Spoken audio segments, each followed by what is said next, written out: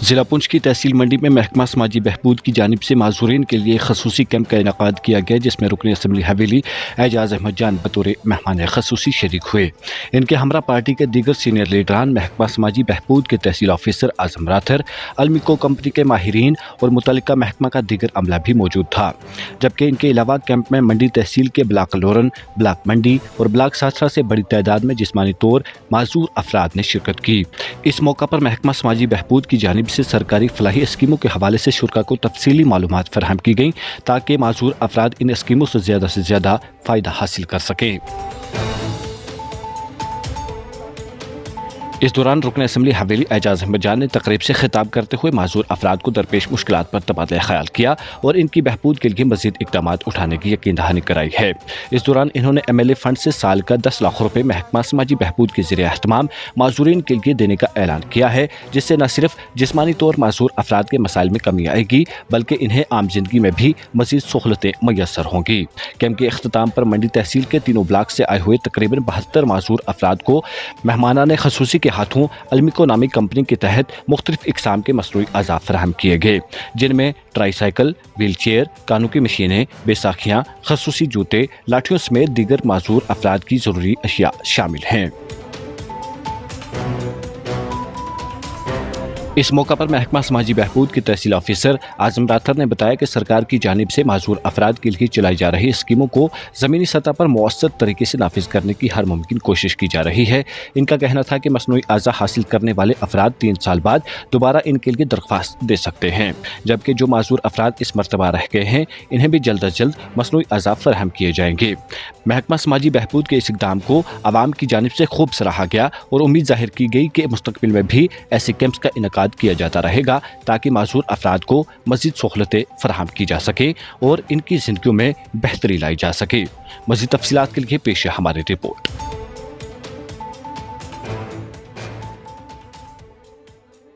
देखिए, आज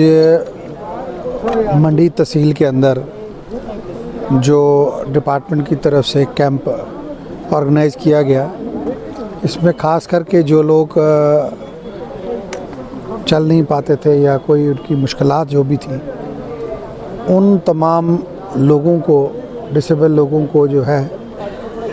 यहाँ पे उनको जो आर्टिफिशियल लेग्स, व्हील चेयर्स और बाकी जो सामान, शूज़, काफ़ी चीज़ें जो है वो डिपार्टमेंट की तरफ से प्रोवाइड की गई। और गवर्नमेंट की जो एक पॉलिसी है, जिसमें जनाब उमर अब्दुल्ला साहब ने ये हिदायत दी है तमाम डिपार्टमेंट्स को कि ग्राउंड पे जो है लोगों को रिलीफ मिलना चाहिए। मैं आज अपनी तरफ से हमारी ऑनरेबल मिनिस्टर जनाब सकीना इत्तू जी को और मेरे भाई आज़म साहब को मुबारकबाद देता हूँ कि जो ग्राउंड के साथ जुड़े हुए एक ऑफिसर है, इन्होंने बहुत सी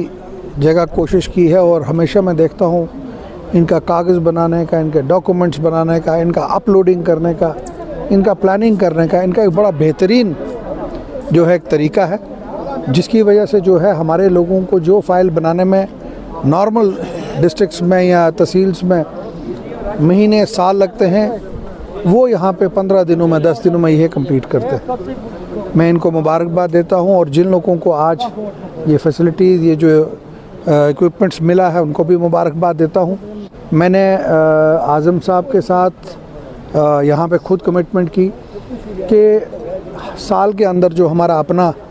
सीडी फंड हमें मिलेगा, उसमें 1 साल के अंदर 10 लाख रुपए जो है मैं डिसेबल जो लोग हैं या जिनको घर में परेशानी है, जिनको ये व्हील चेयर देते हैं, अगर उनके घर के अंदर व्हील चेयर नहीं जा सकती या कोई भी उनके घर में कोई दिक्कत है, उस पैसे को हम उस घर में रास्ता बनाने के लिए, रैंप बनाने के लिए या और कोई जो जहाँ इनको समझेंगे कि भाई किसी को परेशानी है घर जाने के लिए, कोई भी हो, तो उसके लिए मैंने इनको वहाँ पे इनके डिस्पोजल पे मैंने कहा मैं रखूँगा। ये मुझे क्वार्टरली जो है उसकी डिटेल्स देंगे और इंशाल्लाह मैं वो पैसा जो है कंसर्न डिपार्टमेंट के थ्रू जो है वह लोगों को पहुँचाऊँगा। और ये जो दूर दराज इलाका है, बॉर्डर इलाका है हमारा, यहाँ पे बहुत सी मुश्किलात है लोगों की। डिपार्टमेंट की बेहतरीन कोशिश, हमारी बेहतरीन कोशिश, हुकूमत की बेहतरीन कोशिश के बावजूद भी अभी भी एक गैप है कि जितना ज़्यादा से ज़्यादा ये उस पर डिमांड्स डालेंगे, मैं ऑनरेबल मिनिस्टर साहिबा से भी बात करूँगा और ज़्यादा से ज़्यादा कोटा जो है मैं इस हवेली कॉन्स्टिट्यूंसी के लिए यहाँ पे लाऊँगा। मैं खुद भी चाहता हूँ कि लोगों को स्कूटीज़ जो है वो मिलनी चाहिए। मैंने आज़म साहब से भी बात की कि एक चिट्ठी आज की मीटिंग के हवाले से डायरेक्टर साहब को लिखेंगे। मैं चाहता हूँ कि अब स्कूटी से भी बेहतर है अगर इलेक्ट्रिक इनको स्कूटीज़ मिलें ताकि तेल का ख़र्चा इनको बचे, और जो अब व्हील चेयर्स भी इलेक्ट्रिक आ चुकी है, तो हम वो बड़े लेवल पे, डायरेक्टर लेवल पे जो स्टेट कमेटी है उसमें मैं ये मुद्दा रखूँगा, असेंबली के अंदर ये मुद्दा रखूँगा कि इलेक्ट्रिक जो व्हील चेयर्स है वो हमारे लोगों को मिलनी चाहिए और इलेक्ट्रिक स्कूटी जो है हमें हमारे लोगों को मिलनी चाहिए, जिससे आने वाले दिनों में जो है और बेहतरी जो है इस इलाके की होगी। महकमा सोशल वेलफेयर की जानिब से जो आज हमारा यहाँ पे एडिब के तहत और इसी के तहत जो कैंप लगा था यहाँ पे, उसमें आपने देखा कि मुख्तलिफ मसनवी अज़ा जो हैं वो लोगों को दिए गए, जिसमें व्हील चेयर हैं, ट्राईसाइकिल है, हेयरिंग एड है, क्लिपर्स हैं और वॉकिंग स्टिक्स और बहुत सारी और भी चीज़ें हैं। जैसे आपने देखा यहाँ पे कैंप में जिस प्रोग्राम की जो थी सदारत यहाँ पे ऑनरेबल हमारे MLA साहब जो एजाज जान साहब आए थे यहाँ पे, तो इसमें हमारा ये तीनों ब्लॉक्स के लोग थे, उनको हमने यहाँ पे बुलाया हुआ था और तीनों ब्लॉक की अलग अलग मेजरमेंट हुई थी। हम चाहते थे कि इस तीनों ब्लॉक में हम अलग अलग कैंप करें, लेकिन लोग दूर दराज इलाके में रहते हैं और इनको पहले ही 15-20 दिन पहले हमने इन्फॉर्म किया था। अकॉर्डिंगली जो हमारी एलिम्को से टीम आई है, जिसे हमारे सीनियर कंसल्टेंट यहाँ पे हमारे अहमद जमील साहब मौजूद हैं, इन्होंने हमें लिस्ट फ्रेम की थी वहाँ से और उस लिस्ट के मुताबिक जो सब लोगों को बुलाया था। और ये हमारे तकरीबन 72% जो है जिनको आज हमने यहाँ पे जो दिया गया, और बाकी जो हमारे 100 के करीब बेनिफिशरी हैं, जो लेफ़्ट आउट बेनिफिशरी हैं, हम उनकी भी कोशिश करेंगे, उनको भी जो है वो ये मसनवी अज़ा जो फ्रेम किए गए। असल में ये जो गवर्नमेंट ऑफ इंडिया की स्कीम है उसमें यह है कि जिन लोगों ने 3 साल पहले